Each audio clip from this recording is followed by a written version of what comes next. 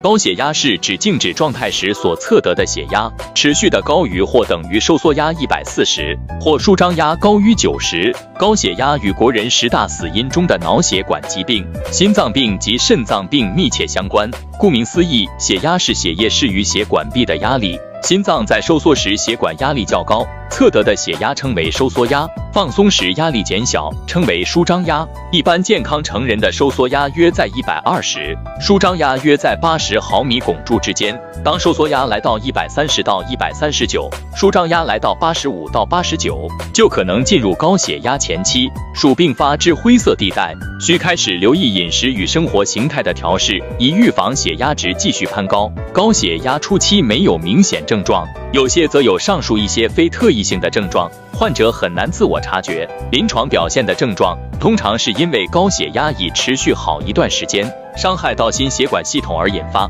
可能病征有疲乏、颈部酸痛、头昏、头痛、失眠及心悸等。高血压也会加速血管硬化，带来诸多并发症，如心脏病、脑中风、视网膜病变及肾病等。高血压患者若合并高胆固醇或高血脂症，发生心血管疾病的危险几率会增加1倍，如再加上吸烟，致病率更高。1、2次血压测量值偏高，不代表一定就罹患高血压，这可能是基于某些外在变因，如刚进行剧烈运动或情绪过于激动等。但假使在固定时间、不同天数的测量值超过3次以上为血压过高，则应尽速就医查明，做进一步的控制。高血压有哪些症状？头重、晕眩、头痛、流鼻血、耳鸣、眼花、失眠、心悸、疲累、肩膀酸痛、无精打采、恶心、呕吐、抽搐、昏迷。高血压该如何预防？养成定时定期测量血压的习惯，并做记录。心血管疾病高危险群建议定期到医院做健康检查。饮食方面，少吃高淀粉、油炸类的食物，多吃新鲜蔬果及富含高纤维的五谷杂粮。采低钠饮食，尽量少碰腌制类、罐头类、甜点类、调味料等，并减少摄取会导致高胆固醇的食物，如内脏、卵、有壳海鲜等。适度的规律运动以维持理想体重，如体操、游泳、各种有氧运动、健走等。杜绝吸烟喝酒的习惯，充足睡眠与休息，避免过于疲劳及熬夜，放轻松过生活，常保愉悦的心情。可多从事休闲活动以调节紧绷情绪，让压力有多方面疏解的管道。高血压有哪些并发症？视网膜病变、脑血管硬化、脑中风、暂时性脑缺血、心脏病、主动脉剥离、动脉硬化、狭心症、心肌梗塞、心脏肥大、心脏衰竭、肾血管硬化、肾脏衰竭、尿毒症、猝死。哪些人容易得到高血压？父母其中一方具有高血压病史者，受遗传而发病的几率极高。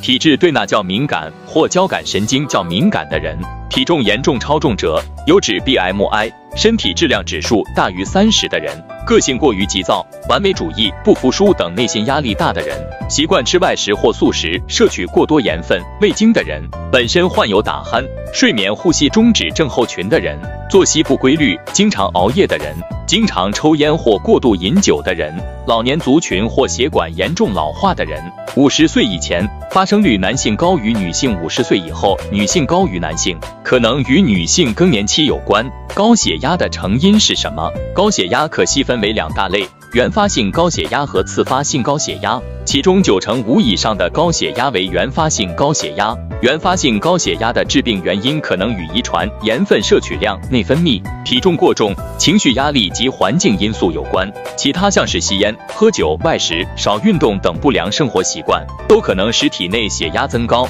引起原发性高血压。而30岁以前发病者，半数与家族遗传有关。另一种为次发性高血压，又称继发性高血压，主要是由其他疾病引起的高血压并发症，最常见的为肾脏方面疾病，如肾脏病、肾脏肿瘤压迫到血流等。也有部分是因为主动脉狭窄、多种荷尔蒙分泌异常、脑垂体及脑部相关的病症，所以包括糖尿病、甲状腺功能异常、内分泌失调、睡眠呼吸中止症、怀孕等疾病和生理变化，都可能引起次发性高血压。此外，部分药物也可能使血压攀升，如消炎止痛药、鼻塞感冒药、食欲抑制剂、口服避孕药、类固醇、免疫抑制剂、安非他命等。如果有上述生活习惯，请务必以健康为重，别拿自己的身体开玩笑。以上是今天智 TV 为您带来的健康一世代，喜欢的朋友欢迎按赞、订阅我们的智 TV 频道，分享给你重视的人。